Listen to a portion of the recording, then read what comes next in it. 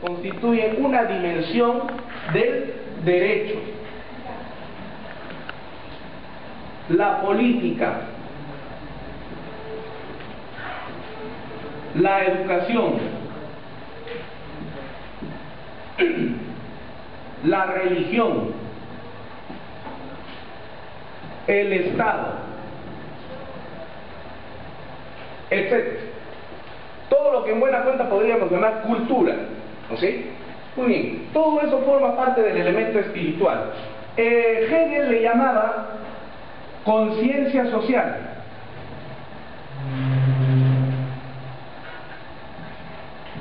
Los materialistas dialécticos le pusieron otro nombre, superestructura, como ustedes quieran llamarlo. Conciencia social, superestructura, da lo mismo. El hecho es que es el elemento espiritual de la sociedad. Y la relación que existe entre la base económica y la superestructura, es decir, entre el elemento material y el elemento espiritual, radica en el hecho de que siempre el elemento material, este que está acá, la base económica, determina, vamos a escribirlo acá así de costado, salud, determina la conciencia social. Pero a su vez, este elemento espiritual, la conciencia social, influye. Ojo, solo influye, no determina. Entonces ustedes me dirán que, o sea, toda esta anatomía, todo este proceso material de la sociedad, todo este proceso económico, determina cómo son los valores de la sociedad. Todo este proceso mecánico de la economía determina cómo es el derecho y la política de un pueblo. Y la respuesta es sí, efectivamente, eso es totalmente cierto. Miren, vean ustedes, volvamos a la comunidad campesina de la que estábamos hablando hace unos minutos atrás, esta de Alfapata en Piedad.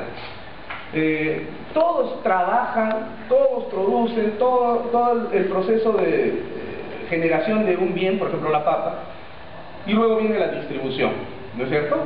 Entonces, para todos les toca equitativamente, no igualitariamente, esto ya ha quedado claro, sino equitativamente.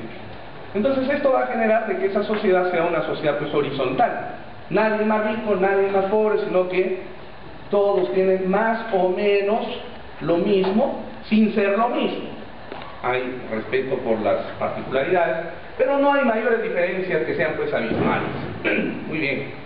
Eso implica entonces de que estos hombres produzcan una serie de valores muy particulares de su pueblo. Para comenzar, la equidad ya es un valor. Y la equidad solamente es posible en este tipo de pueblos. Colindante con la equidad también encontramos la solidaridad. Si alguien de la comunidad esta está enfermo, necesita ayuda, ¿qué cosa hace la comunidad?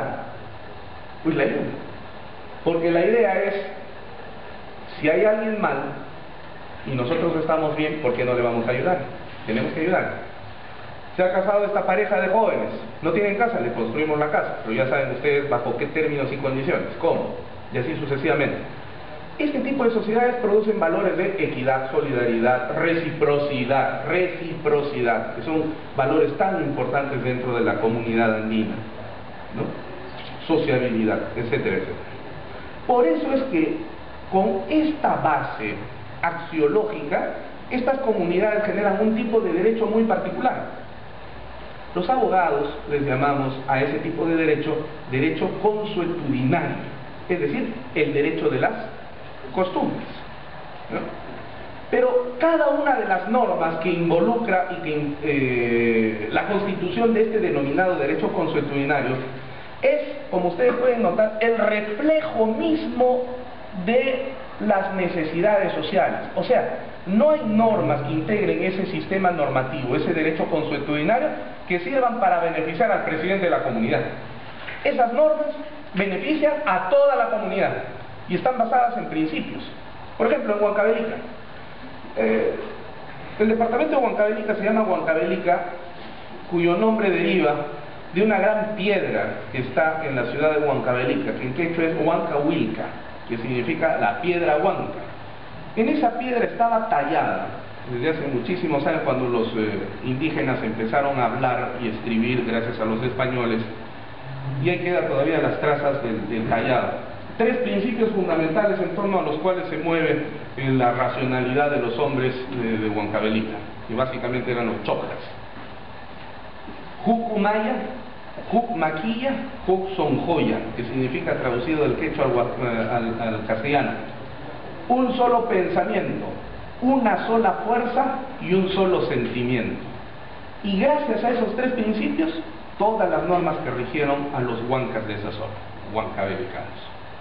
El derecho de ese pueblo, el derecho consuetudinario de ese pueblo, reflejaba, como de hecho hasta el día de hoy sucede con las comunidades chocjas, reflejan los intereses mismos de la propia sociedad. No es un derecho que está construido para beneficiar a tal o a cual. El tipo de política que se desarrolla en ese pueblo es una política comunal. Las tomas de decisiones se hacen en comunidad. A eso se le llama rimanacui en quechua. Todos participan.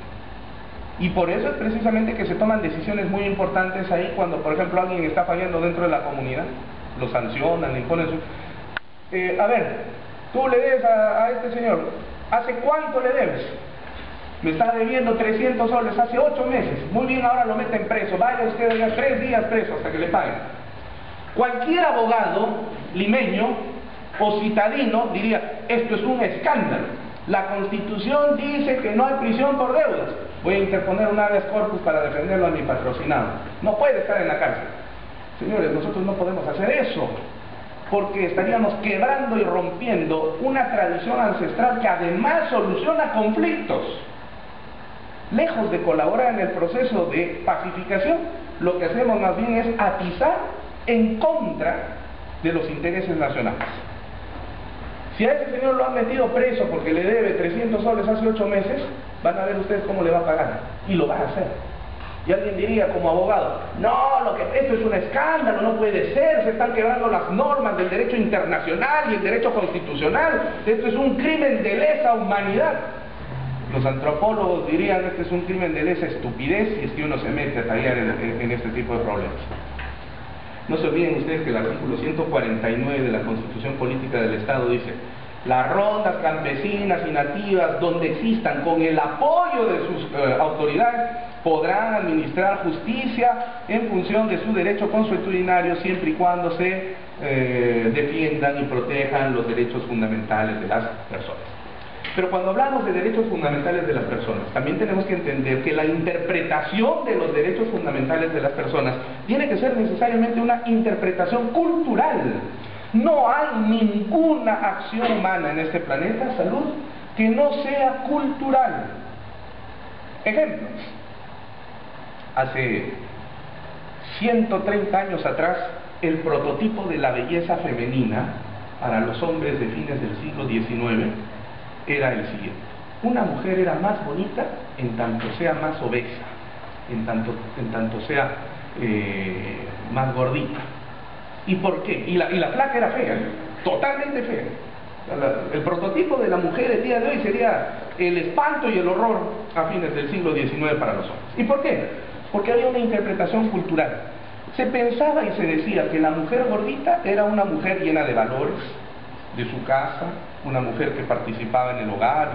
En cambio, la flaca, por algo será flaca, seguramente porque tiene una vida nocturna muy agitada. O sea, si hubieran inventado el baile del caballo en esa época, ya se imaginarían ustedes qué estaría pasando por sus respectivas cabezas.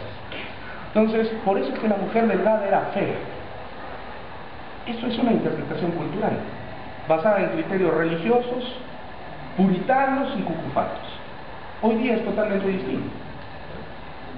La interpretación cultural de los derechos fundamentales de las personas también pasa por este ámbito. Y entonces traigo a colación estos 2 casos anteriores con los cuales he iniciado yo mi exposición. Cuando mataron al brujo de Guandunga, es cierto, se cometió un homicidio.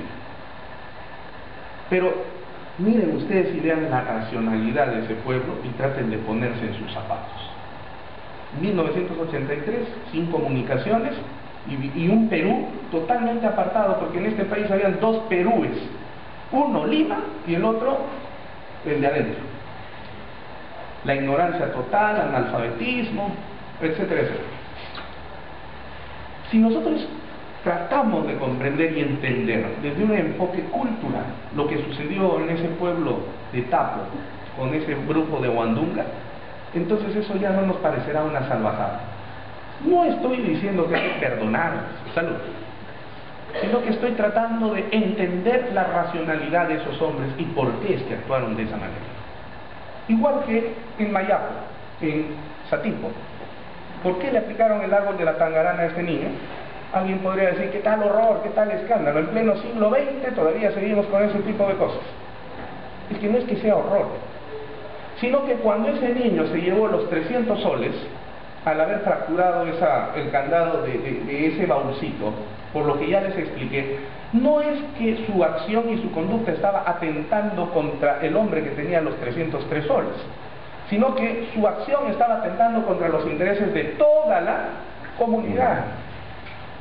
Su atentado era un atentado contra la vigencia de las normas, no contra un bien jurídico, que es un concepto que nosotros tenemos aquí. De modo tal entonces que, vistas las cosas desde esa perspectiva, los derechos fundamentales de los pueblos no occidentales, como los andinos o los amazónicos, son diferentes. Si nosotros en la balanza de la justicia ponemos los intereses de un hombre que ha cometido delitos y en el otro platillo ponemos los intereses de toda la sociedad, a ver, vamos a ponerle nombres a las cosas. Este que ha cometido un delito es un violador de niñas, del que hablaba yo hace unos minutos. Si veo a este hombre, y toda la sociedad lo está viendo, y todos los papás aterrorizados, ya no dejan salir a sus hijitas porque a lo mejor la violan, ¿no? Está yendo a comprar pan y justamente en esas circunstancias la raptó, la violó, la ultrajó, la mató y encima se comió su corazón. ¡Qué horror! Yo estoy preocupado, todos están preocupados. Pongo entonces los intereses de este violador en este platillo y en este otro la preocupación de toda la sociedad. Bajo nuestra perspectiva, ¿cuál de los dos platillos pesa más? Siempre pesa más el de este violador. No lo podemos matar, no lo podemos castrar, no lo podemos hacer nada. A lo más lo podemos mandar a la cárcel. Y la sociedad no vale nada, o por lo menos sus intereses no pesaron tanto como el de este hombre. El concepto que nosotros tenemos de derecho fundamental parte del reconocimiento, del respeto del individuo. Por eso dice la Declaración Universal de los Derechos Humanos y la Constitución Política del 93, al igual que la del 79, le copia en esto. Artículo primero de la Constitución: la defensa de la persona humana y de su dignidad es el fin supremo de la sociedad y del Estado. De la persona, el individuo. Primero es el individuo y al final es la sociedad. La Constitución Política tiene precisamente esa jerarquía. Parte del reconocimiento de los derechos de los individuos. Luego habla de la sociedad nacional y al final está la estructura del Estado, ¿no es cierto?